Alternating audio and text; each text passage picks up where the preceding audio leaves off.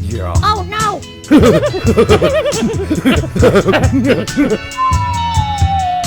Matt, what the hell was that? Wasn't me, coach. Welcome to the Straight Red Card. Get off our lawn.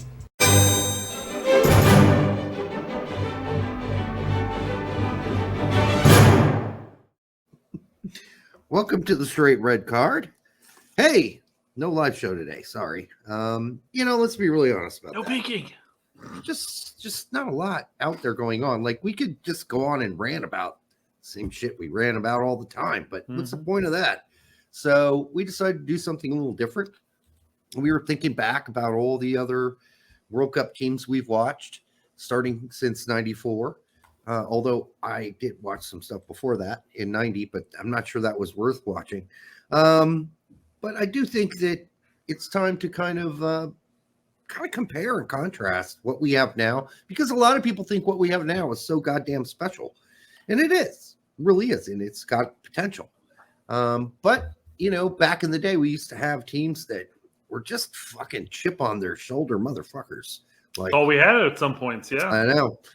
So I guess before we get into that, as you brought up, with no live stream, I had mentioned literally like less than an hour ago. Now, hey, sorry for the radio silence today, guys, but busy day at work. No live stream today, folks. But Derek and I are getting out 2 recorded videos for today and tomorrow. Yep. So sorry to have ruined your Thursday, but news is slow, which is basically what Derek just said. Yes. And then as I mentioned here, tonight's video will be the Now and Then 1994 versus Now starting 11, which isn't going to be the title, but what are we going to talk about? How Pulisic didn't play midweek? For how often now? How McKennie was yanked at halftime? Chris Gary is not happy with it. He's got to spend time with his family now. He's fuming. Your family must be horrible. Tack liked it all. Yeah. All right. Yeah. I mean, you can't do live shows constantly anyhow. It doesn't help the algorithm, as they say. We need to boost our algorithm. And you guys are doing great with the comments. Yes. I truly enjoyed the comments. Those are great too. I wish I could have seen the comments during our live show with Sam on Sam's show the other day. You can go back and rewatch it. Well, the point is, with this computer, this laptop, I probably could have watched the comments, and I just didn't do it, just because out of habit. And so you guys could see all the comments. I do like the couple times we said something, and they're like, "Oh no, don't say that." Like when I said, "Hey, based on the last 5 minutes, we've said cock 9 times in the last 3 minutes or so." I mean, you got to know what you're getting into when you have us on a show. So right. Sam's fully aware.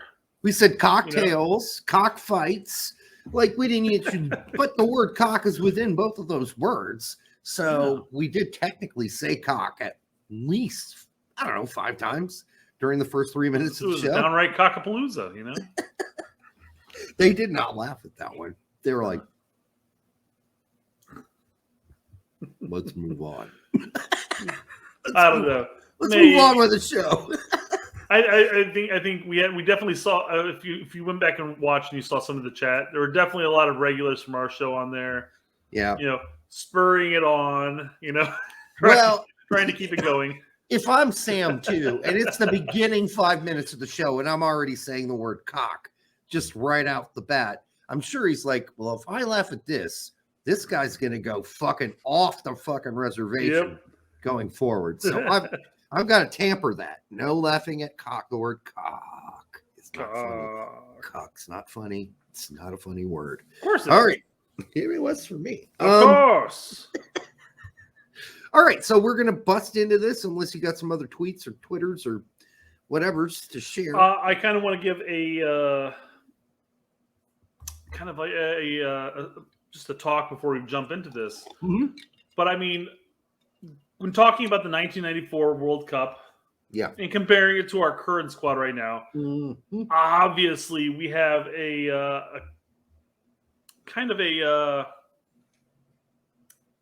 we're kind of like down on our luck right now. Players aren't playing as well as they are, and it's like, oh, geez, this player is not doing great right now. Would he be starting over this person. You kind of have to look at the overall picture. Yeah. As far as like a McKinney or a Pulisic in this sense. But or a Reina for being injured nonstop, you know. And then on top of that, going back to the '94 World Cup, I thought was very interesting to start looking at, because you started going back and realizing that some of these players had no club whatsoever. They were signed by U.S. Soccer. They were signed by U.S. Soccer, and they were loaned out to amateur teams in like the Western Pacific League of America, you know. Yeah, but a lot of them didn't even have a club. Yeah, I know exactly. Yeah. That's the crazy thing. Like more than half the team did not play soccer, at least on a club team. They played soccer with each other. Like they hung out. 100%. That's what I was going to say. So one thing to take into consideration with that '94 World Cup team is that they played all the time with each other. They had a chemistry. They had a blue collar, chip on your shoulder, balls to the wall type of mentality. And they just went out there and played their asses off. And we all have, for those of us who were live at that time watching it, or those of us going back and maybe watching just the highlights if you can, which are few and far between. They're tough to find. We have a romanticized type of picture of that. We have to, again, looking back at that squad, there's no way you're looking at a player who's playing for San Diego whatchamacallsums, Surf or whatever, Aztecs or whatever compared to say Pulisic, who's at Chelsea right now, and you have to sit there and go like, well, which one am I gonna play over? You can't do that. Some former NASL team that's on life support. I mean, we had a couple players that were playing in Mexico. We had a couple players in Germany, a few in dregs of England, like championship or lower. Yeah, so, I mean, they come, they go. Yeah. And obviously with the new crop that we're seeing, they have the luxury of being scouted earlier. We have the youth programs, the academies at MLS. We have all the youth national teams that players are getting really scouted heavily at, and they're getting brought over to Europe earlier, and all of a sudden their careers are just taking off like banshees. In 1993, there was probably one scout from the Bundesliga assigned to American soccer, and one scout from one team in England, and I believe that was Preston North End, and I believe there might have been a couple others, but it was really kind of the dinky clubs that would send over, look, see at this guy, look, see at that guy. Nothing. I mean, there were a few guys that obviously there was really nowhere for them to go look, see at. That's true. Basically, most of it stemmed from college. people who are already in the States for college or whatever, and they're saying to their buddy back at Preston North End or whatever, say, hey, maybe you want to give this guy a trial, see if he works out, but he's pretty kick-ass right now over here like the guy at San Diego State. The guy at Luton Town who, the scout from Luton that called back and said, listen, I've got this keeper. His name here is Jürgen Sommer. No one will think he's American. Let's sign him. He looks really good. Let's sign him and bring him in. That's what they were doing back then. Yeah, absolutely. No, seriously. Absolutely. That's absolutely what they did. Yes, I know. Seriously, his name is Jürgen Sommer. No one will know he's American. His name is Jürgen. England shipped over a bunch of English expats, or not expats, but just English people over to America, the whole Simon Allens type of people that just come over. And all of a sudden, they're just like calling their buddies back, say, "Hey, dude, check this guy out." That's all it was. That's all. Some of that happened. I mean, early on, you have to wonder why Ricky Davis never got to play in Europe, because he certainly was the best American player, and I thought he was pretty good for the Cosmos back in the day. What do I know? I was 7, 8, 9, or wherever I was, but everything was amazing back then. Yay, go Ricky!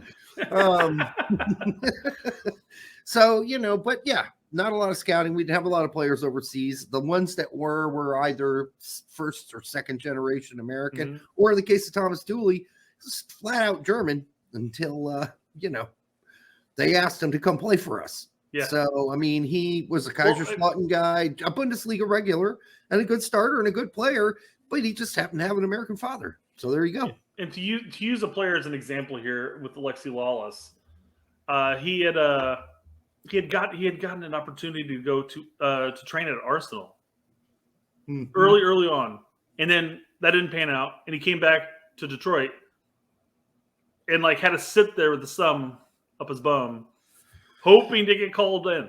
Yeah. That's where the state was, because you have to remember the '94 World Cup. We didn't have to qualify. Yeah. So we had friendlies. Players got brought in, especially the paid for contract players were obviously there. Mm-hmm. But yeah, so I mean, it was the Wild West as far as trying to gauge this. So basically, what U.S. Soccer did was keep the guys they really wanted, who weren't playing pro ball anywhere, paid. Mm-hmm. Like they had a place to live, they had a car, they were getting paid enough. Not a lot, by the way. This is skimpy money back then, but everybody would take it, because if you're lawless and you don't have a club team yet, you need to, because you're going to be playing this World Cup. It's really important to basically birth, a domestic league, which was part of the guarantee of having the '94 World Cup, is that the U.S. would start a domestic league. It's funny they bring that up, because I don't know if you remember the early days of minimum salary caps, minimum salary for players, like the bottom dredges of the MLS squads. We're making like 16.4. Yeah. 16.4. I mean, you couldn't live off that in '94. DC United goalkeeper, was it Perkins? Was it Perkins? I can't remember now. Neither. But I remember him making 16.4. I think it was 16.4 he was making, and he had to do another job as a real estate guy, just to make ends. And they always talk about how, like, we have 3 other roommates here, all the people who are making minimum wage or blah blah blah, you know. Yep. So yeah, I mean, one can only imagine that the USSF, what they were paying the players pre '94, couldn't have been a lot, but I mean, it's better than nothing, I guess. I was told at one point back in the day that it was $50,000 per player. Okay, that's pretty good in '94. Yeah, that's pretty good in '94. Yeah, absolutely. Now, if I'm wrong about that, you're an ex-player out there like Paul, let us know, because I don't go on Facebook anymore, so we haven't. Maybe we need to. Maybe we need him on the show. Mm-hmm. After we put this out there, we should start reaching out to him. Say, hey, yeah, come tell us why we were wrong. He would too. Yeah, he does not have any problem. I would dig it. That'd be great. Yeah, we've had a lot of the old guys on the show back in the day. A lot of these ex-players, so it's kind of fun looking at it now. Mm-hmm. All right, so this is a good comparison. Oh, so one of the guys we had on the show was Miola. Mr. Miola. Yep, we did have him on the show back in the day, and we're comparing him to Turner. Wow, the crazy thing is they're pretty equal. They're both great shot stoppers. Absolutely. Yeah. Now, I will say, and again, this is where the current crop has an advantage over the old school. Yeah, feet. In the sense that Miola was playing in indoor soccer. He was playing the indoor soccer league prior to the World Cup. I mean, it's still him playing. He's still getting shots, and maybe that's why he was such a great shot stopper. Is you're constantly playing indoor. That's all it is shot stopping. Yeah. And blistering balls at from 15 yards, 10 yards away, just smashed at you. And it's interesting looking at Turner. Turner, the guy who didn't even pick up soccer until he was 14 years old. They're so similar because Miola played all kinds of different sports. He actually tried out for the Jets as a place kicker. Yeah, I mean, they're very similar. Brett, I would have a really hard time picking the winner in this one. Yeah, this is tough because it's nostalgia versus what have you done for me lately. And God, who do we go for? Can we flip a coin on this one? Let's just flip a coin. Hold on. You got one? Oh yeah, there's that flip a coin thing you can do online. Turner's heads, Miola's tails. Okay, well hold on. I gotta share a new screen now. Okay. Roll a two-sided dice. Tab. We're gonna go with flip a coin. There we go. Okay. So who's what now? What? Say it again. Turner is heads. Turner's heads. It's Miola. That's our scientific approach, guys. We'll see how many. Tony Miola gets it. My initial one, I had selected Turner in that sense, but yeah, I'm perfectly fine with Miola in this setup here. Me too. Guest versus Koyman. Wow. So we talked about this off air, but this Totally is an different interesting player. one, Yeah. because I had no idea who Koeman even was. Mm-hmm. I had to go back and look, and it shocked me. And the more I read up on him, it was a pretty interesting case.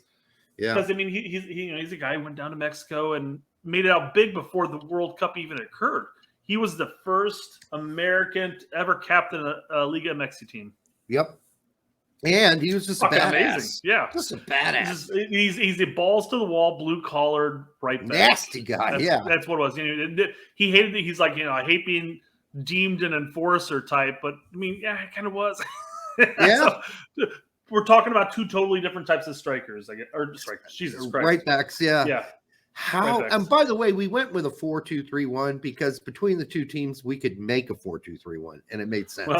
Well, and looking at that 94 roster, as you can see here on the right, they're like 6 center back and defensive midfielders. They're just defenders. That's all they are. Everything below on our half of the field is either a defensive mid or a center back. Yeah, I mean this. The back six nuts. are just all defensive players. You can't expect anything offensive out of any of those guys, except for maybe on a corner kick with Lawless and Balboa. But and so this one, I'm just going to go with Dest. And no offense to Koeman. Yep. He's a way better defender than Dest will probably ever be. Yep. But the way the game's played right now, I don't know if we take that into consideration. I would say that's fair too. It's fair too, because I mean, Dest obviously has accomplished more. I mean, he's been at Barcelona. He started and played at Ajax. He played at Barcelona. He's at AC Milan right now. Massive clubs in Europe. Koeman played in Liga MX, which is fine. He did great. He captained. So I mean, it's a tough thing. We're talking about two different types of right backs. We can't totally use that, because if we do that, then Miola never went to Europe, and we should have just picked him. So, and Turner's just played for Arsenal. So, in the how did he do? How did he do today? I didn't get to watch. He did pretty well. Wasn't challenged a lot though by Bodo Glimt. Is that who they play? Yeah, Bodo Glimt. And then we moved. Nothing against Koeman on that, but it's fun, and he's still kicking it right now. But he's got apparently he's got a high level prostate cancer. So hopefully his medication and everything's still doing well, and he's still doing well. Get better, Clay. Yeah. We'll just take these two as a tandem: Balboa Lawless versus Long Zimmerman. Balboa Lawless, Long Zimmerman. Long's out for me, regardless. So for me, it's who takes Long's spot, because I think Zimmerman's the best of the four of these. I think maybe Balboa. I take it back. Balboa might be. I like the tandem of the Balboa Lawless tandem. Yeah.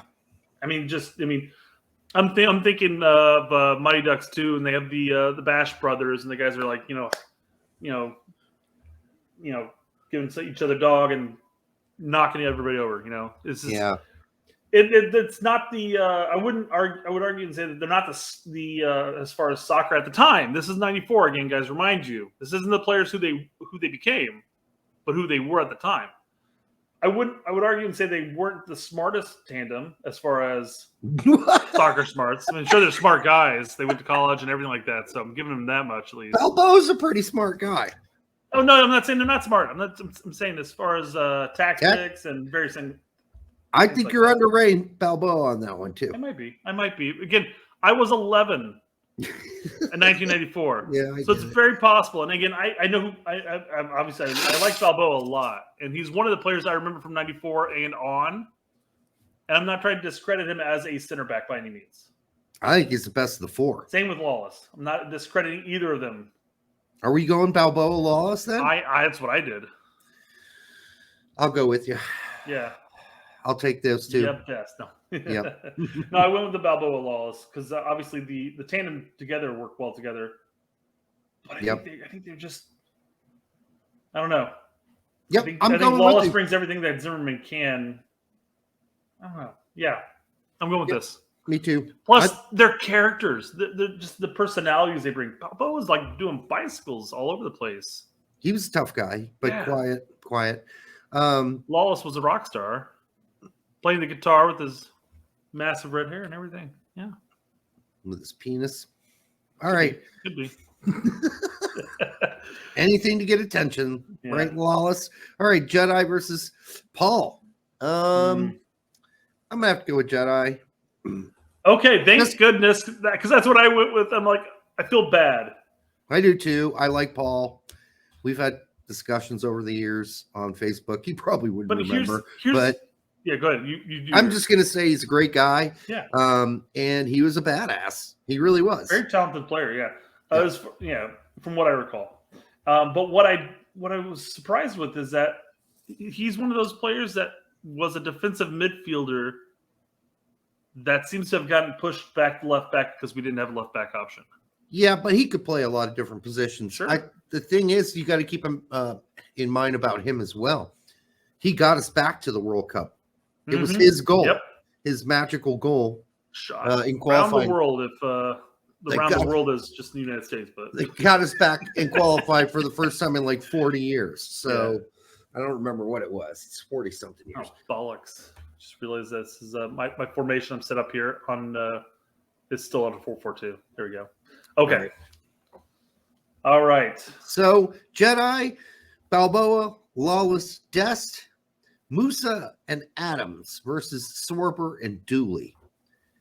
This one is Sorber, fine player, not criticizing him, but not really a double pivot guy for me, and not as athletic as Adams or Musa, and not as skilled, nowhere near. Dooley, however, is in the conversation. He's a lot like Adams in many ways, except he's bigger and taller, but he's played a lot of center back in his career. So again, we're talking the double pivot in a sense. Dooley played a lot of defensive midfielder in his career. So he played in the midfield quite a bit for Kaiserslautern, actually. So I would still go with Adams and Musa. I think if you put them together as they were then, I think Dooley would bring a wisdom that Musa and Adams do not have as a pairing yet. I think Dooley is a wise player and always was. Well, I mean, he was 32-33 in this World Cup. Yeah. And he's also, spoiler alert, for those who haven't seen the 98 World Cup yet, he's also a center back option in the 98 World Cup at like 37 years old. Yep. So, that's how good he was, though. Yeah. He really was that good. He was a thinker. But I still have to go with Musa and Adams, not only because of their ceiling is so high, but just because who they are right now. They're playing for Valencia and Leeds in the Premier League. That's something. I mean, Dooley played in the Bundesliga for years, so I mean, it's comparable in a lot of ways. And in comparison, Adams played in the Bundesliga as well for one of the top teams. I don't think Dooley would have played in the Premier League back then. I don't think anybody was after him. He's a great player, though. That's all I got to say. And a great coach. He never really got a shot in the U.S. system, even though he speaks English. Strange. All right. Harks versus Reyna. Oh, this one is brutal, especially since this isn't really Hark's position at all. But, I mean, what are you going to do with him? You got to put him somewhere. Shit. I have to go with Reyna. I'm sorry. Harks is a legend, and he did wonderful things for Amy Winalda. But I think... Why would you bring that up? We're trying to do water under the bridge. You know, like it's... You can edit. You can edit that out if you want. I don't know how I'm going to edit that out. Eric, I'm just joking around. It's been years. Let's get over it. It's okay to joke. If you can make jokes about my ex-wife if you want to. I'm fully ready for it. Her name is Jennifer. She lives in Kokomo. This is getting worse. Just stop it. All right, All right, you can look her up. I'll try to edit this out. You can look her up. I'm sure Eric has moved on at this point. All right, so who do you got over Harks and Reyna? All right. You're taking Reyna over Harks. I'm taking Reyna. I'm sorry, even now. I mean, Harks definitely had his own career at that point. He's a great player, yes. Great, yeah. All right. But I mean, Reyna's ability to enter when he does play for the U.S. men's national team and change the game. Hark's propensity to enter. Rain is entered the game. All right. Anyways, Ramos versus McKinney. Okay. So God. McKinney when he's fit in his prime, and then Ramos. Oh God. Tab Ramos was one of my favorite players. I mean, this is really hard. I will go ahead and cut you short here, and I put Ramos over McKinney. You know what? Where they are right now, I just think that you know what you're going to get, especially from Ramos in this position on this team. Whereas McKinney would be great going into the box, but he's not exactly a CAM in any classic sense whatsoever. I guess in fairness to McKinney, in the sense, if we're going to play a 4-2-3-1, maybe switch Reyna and McKinney. Or, yeah, you could do that. Or use him as a sub for one of these two. You could play a 4-2-1-2-1. No, something like that. Crazy here. So either McKinney goes out wide right, or he acts as a sub for these two, and then we bring Weah in. But let's go with this: Ramos or McKinney. Ramos. I'll go with Ramos. I don't think that's a question. Yeah, Pulisic Stewart. Stewart is a really solid player. I don't like him as much now because he's a creep in Chicago somewhere running the USSF. So it's kind of hard to swallow that. But anyway, I would still say Pulisic's. I picked Pulisic simply because at this point in his career, Stewart was still playing in Holland, which not to bat an eye at by any means, but Pulisic has played it for Dortmund. He's played for Chelsea. He's been on 2 different teams in Champions Leagues. I mean, it's hard to argue against. Yeah.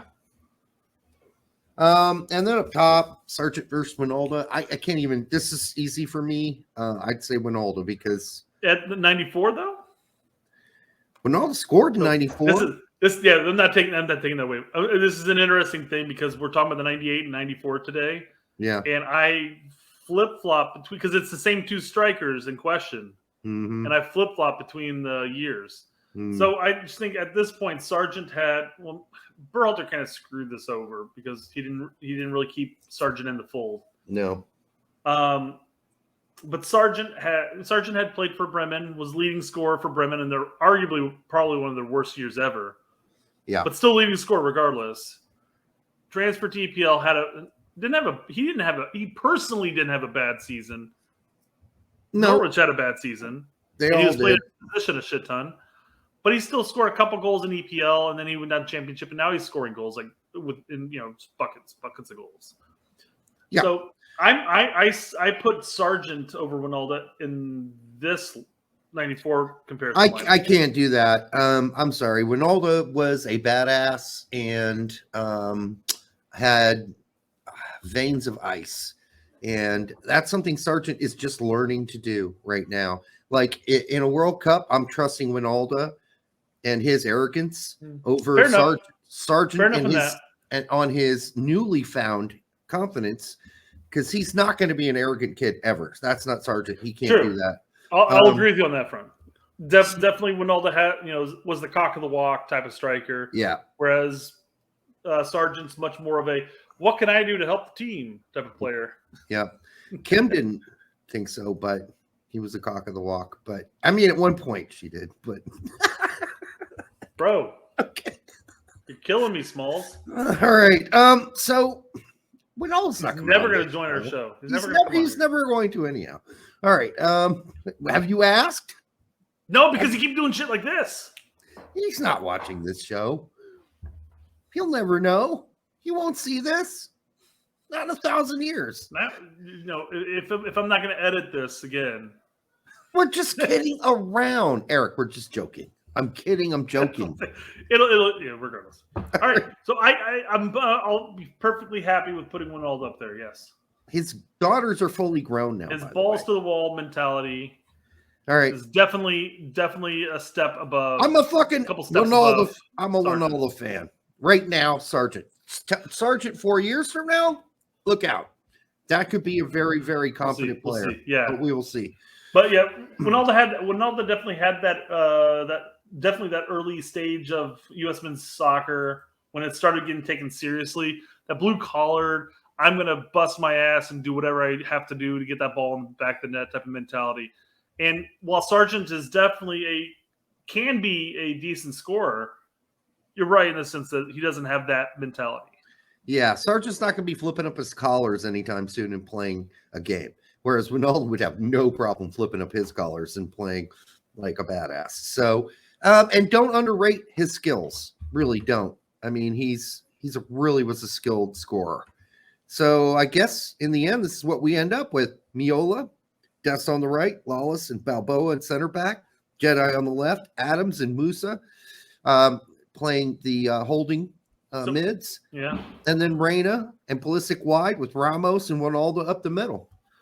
So basically, looking at this, at least from our judgment, the argument of this is the most talented team we've ever had seems to kind of get split down the middle. Yeah, I don't think it's as cut and dry just because the guys right now are really young and experienced. We're looking at 6 and 5? 3, 5. Yeah, 6 and 5, right? Who won? Let's see. Now did, yes. So now 4, 5, 6 to 5. Okay. Yeah. Close. It's as split as you can get. Mm-hmm. So that's a lot closer cool. than people would have thought. Yeah. That's cool. I like that. All right. That's the end of the 94 show. We're going to do 98 next, which will be tomorrow. So check that out. Hey, in the comments, tell us if you like, you disagree, you agree. Hey, man, we're comparing different generations. Any opinion is probably going to be a good one, unless it's something asinine, which happens on occasion. Like the fucking idiots that drive in this town that we live in, Brett. I mean, they're asinine drivers all over the place. So there's going to be some asinine opinions, but that is okay, people. So make sure you like and subscribe, like it, and show it to others and tell them to like it. Got to help the algorithm right now. So let's do that. So for Brett and myself, until the next time on the Straight Red Card, we'll see you.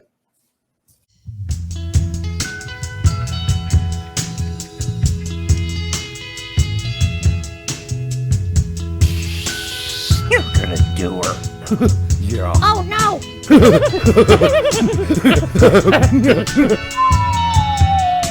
Matt, what the hell was that? Wasn't me, Coach. Welcome to the Straight Red Card. Get off our lawn.